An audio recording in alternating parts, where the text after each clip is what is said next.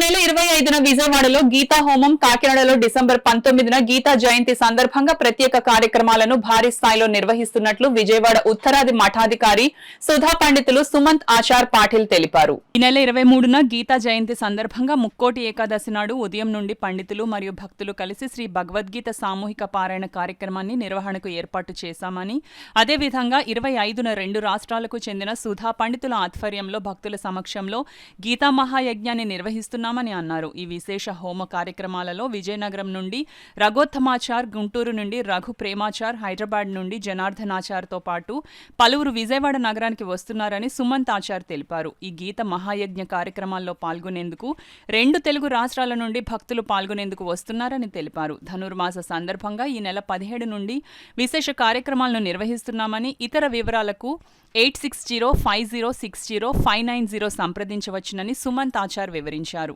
పుణ్య దొరుకుతుంది కానీ పుణ్య మార్గంలో కూడా మా పరమాత్మ మాకు తీసుకెళ్తారు. అలాగే రేపు 20వ తారీఖు విజయవాడ ఉత్తరాజమఠంలో స్వామివారి ఆజ్ఞంతో ఇక్కడ కూడా ఆ ధనుర్మాస వ్యతిపాత యోగంలో పూజ జరుగుతుంది. అందరూ ఈ పూజకి రావాలి. తెల్లవారుజా 6:30కి ఇక్కడ ప్రసాద స్వీకారం అవుతుంది. ఆ లోపు వచ్చి దేవుడి పూజ చూసి అలంకారం చూసి రేపు దాసాంజనేయ స్వామి వారికి వెండితో అలంకారం ఉంటుంది. ఆ అలంకారం చూసి పరమాత్మ ఆ అలంకారం చూసిన తర్వాత ఆ భక్తితో ప్రార్థన చేసి అన్ని పాపం మాట్లాడని ప్రార్థన చేయాలి. దాంతోపాటు రేపు 20వ తారీఖు బ్రాహ్మణ భోజనం ఉంటుంది. పండితులు వస్తున్నారు.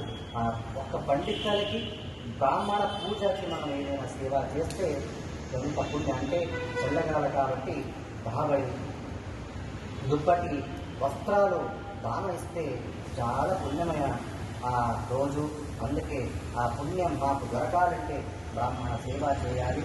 ఇక్కడ అందరూ స్వామివారి ఆజ్ఞంతో ఆ స్వామివారి ఆజ్ఞ ఇచ్చారు కాబట్టి అందరూ రావాలి.